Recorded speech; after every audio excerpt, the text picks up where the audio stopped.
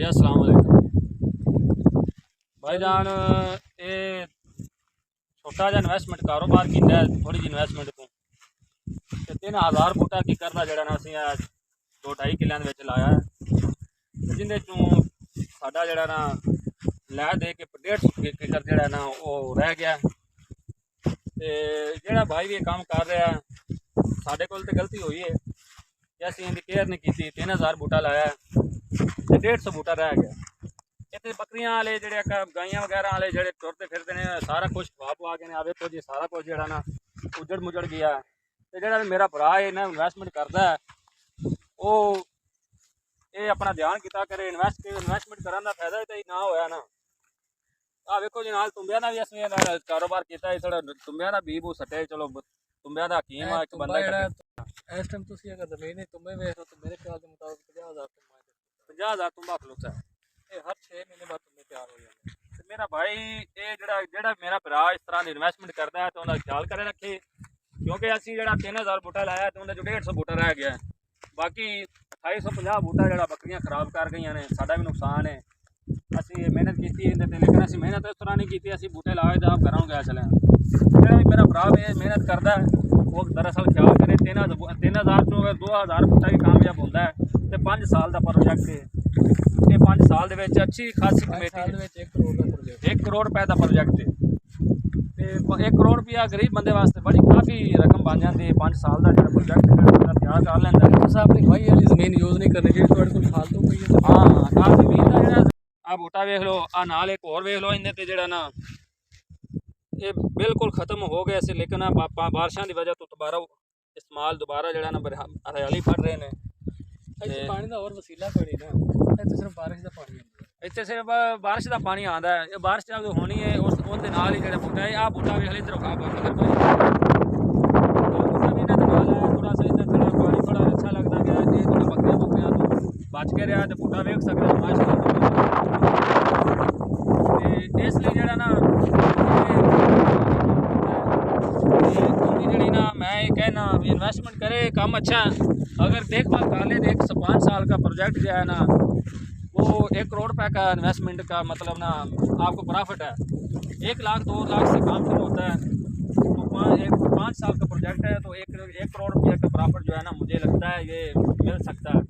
2 साल तो बाद असी ये तो कमाना शुरू कर देंगे।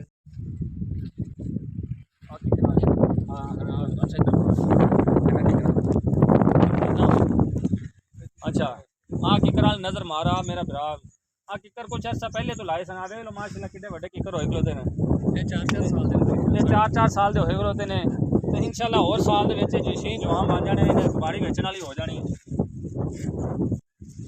इसलिए मेरा भरा जो गरीब बंदा है, हाँ किकर वेखो जी माशाल्लाह जवान ये बिल्कुल खत्म हो चुका सी। इनू असी केयर की, फिर आके ना किकरां नू आग देखभाल की माशाल्लाह वेख लो कि जवान होए खलोते ने।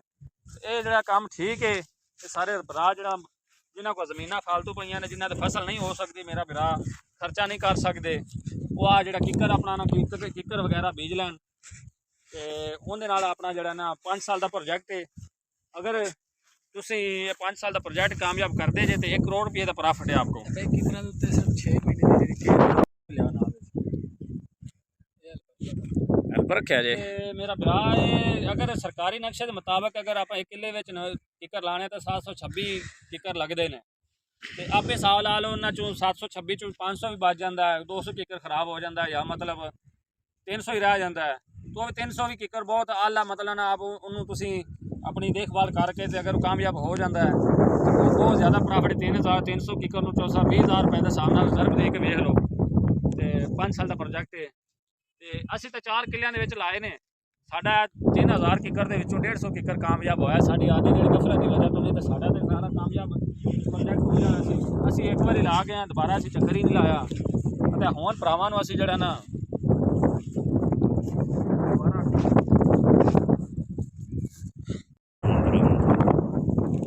असी तो भरावां नूं मशवरा ही दिंदे हां करना चाहता है तो भाईजान अपना पैसा फिजूल में ज़ाया ना करे। तो इन चीज़ों तो लेना ना अगर बचना चाहता है तो बच के रहे। अगर कर रही है मेरा भरा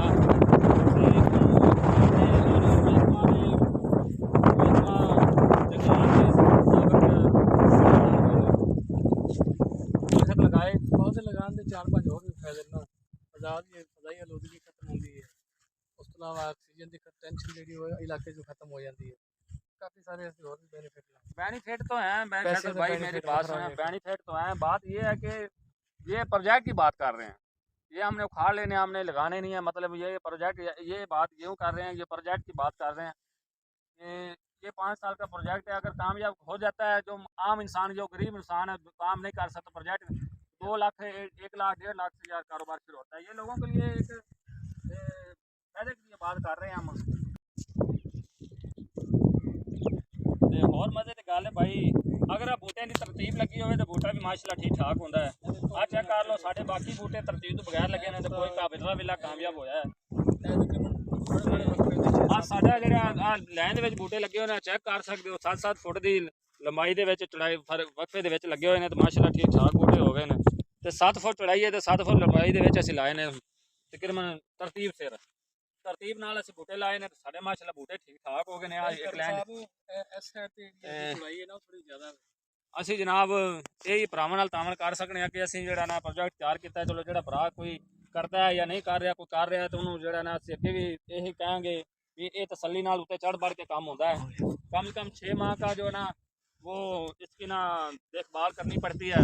तो मेहरबानी करके जो भी मेरा भाई है वो ये देख लें, ये बूटा चेक करें माशाल्लाह कितना माशाल्लाह फैला हुआ है। ये चलो ਤੇ ਮਾਸ਼ਾਅੱਲਾ ਵੇਖ ਲੈ ਸਕਦੇ ਇਹ 6 ਮਹੀਨਿਆਂ ਦਾ ਬੂਟਾ ਹੈਗਾ ਜੀ। ਇਹ 6 ਮਹੀਨੇ ਦਾ ਬੂਟਾ ਜਿਹੜਾ ਨਾ ਵੇਖ ਲਓ, ਪਾਣੀ ਦੀ ਕਮੀ ਦੀ ਬਾਵਜੂਦ ਵੀ ਮਾਸ਼ਾਅੱਲਾ ਕਿतना फैला हुआ है। ठीक है, ये अगर बूटा ਵੱਡਾ ਹੋ ਜਾਂਦਾ ਹੈ ਤੇ ਮਾਸ਼ਾਅੱਲਾ ਠੀਕ ਠਾਕ ਅੱਲਾ ਖੈਰ ਕਰੇ ਹੋਏਗਾ ਵੱਡਾ। ਅਸੀਂ ਇਹਦੀ ਦੇਖਭਾਲ ਅੱਜ ਤੋਂ ਸ਼ੁਰੂ ਕਰ ਰਹੇ ਹਾਂ ਤੇ ਮਾਸ਼ਾਅੱਲਾ ਦੇਖ ਸਕਦੇ ਜੇ ਸਭ ਕੁਝ ਬਿਹਤਰ ਜਾ ਰਿਹਾ ਹੈ। ਆ ਅੱਗੇ ਵੇਖ ਲਓ, ਸਾਰਾ ਕੁਝ ਹਰਿਆਲੀ ਹਰਿਆਲੀ ਹੈ ਭਾਈਜਾਨ, ਸਭ ਕੁਝ ਦਿਖ ਰਿਹਾ ਸਾਹਮ ਆਮ ਤੋਂ ਤੁਹਾਨੂੰ ਸਾਹਮਣੇ ਦਿਖ ਰਿਹਾ। ਸਾਰੇ ਕਿੱਕਰ ਖਲੋਤੇ ਨੇ, ਵੇਖ ਸਕਦੇ ਜੇ ਆ ਲੈਣ ਸਿਰ ਸਾਰੇ ਕਿੱਕਰ ਖਲੋਤੇ ਨੇ ਜੀ। ਆ ਚੈੱਕ ਕਰ ਸਕਦੇ ਹੋ ਜਨਾਬ, ਆ ਸਾਰਾ ਜਿਹੜਾ ਨਾ ਇਹ ਜਗ੍ਹਾ ਸਾਡੇ ਵਾਸਤੇ ਸਾਡਾ ਕੋਈ 2-4 ਕਿੱਲੇ ਨਾਲ ਫਸਲ ਨਹੀਂ ਬੀਜ ਸਕਦੇ ਆ। ਇਹ ਥੋੜਾ ਲਾਟ ਦੇ ਵਿੱਚ ਪੈ ਗਈ ਹੈ ਸਾਨੂੰ ਤੇ ਅਸੀਂ ਇਹ ਚੀਜ਼ ਨੂੰ ਜਿਹੜਾ ਨਾ ਪ੍ਰੋਜੈਕਟ ਵਾਸਤੇ ਜਿਹੜਾ ਨਾ ਅਸੀਂ ਆਖਿਆ ਚਲੋ ਕਿੱਕਰ ਬੀਜਨੇ ਆ। ਕਿੱਕਰ ਜ਼ਿਆਦਾ ਇਨਵੈਸਟਮੈਂਟ ਜ਼ਿਆਦਾ ਕਰ ਬੈਠੇ, ਲੇਕਿਨ ਇੱਕ ਚੀਜ਼ ਹੈ ਅਸੀਂ ਇਹਦੇ ਤੇ ਧਿਆਨ ਨਹੀਂ ਕੀਤਾ, ਮਿਹਨਤ ਨਹੀਂ ਕੀਤੀ। ਮਿਹਨਤ ਕਰਦੇ ਤੇ ਅੱਜ ਸਾਨੂੰ ਮਿਹਨਤ ਦਾ ਫਲ ਵੀ ਮਿਲ ਜਾਣਾ ਸੀ। ਜਿਹੜਾ ਮੇਰਾ ਭਰਾ ਇਹ ਕੰਮ ਕਰਦਾ ਮੇਰਾ ਉਸ ਨੂੰ ਮਸ਼ਵਰਾ ਭਾਈ ਜਾਣਾ ਆਦਾ 6 ਮੈਂ ਦੰਦਾ ਤੇ ਆਹ ਬੂਟਾ ਚੈੱਕ ਕਰ ਸਕਦੇ ਜੀ।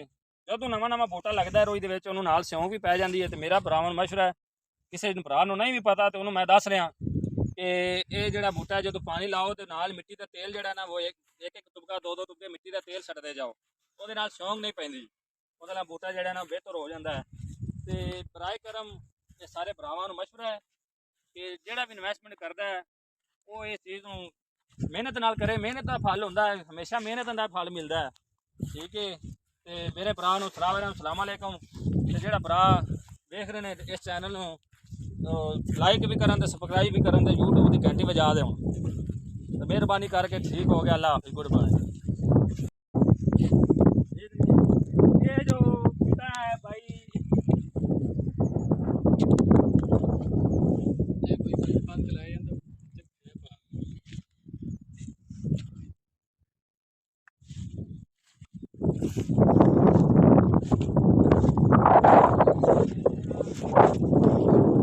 वीडियो बनाए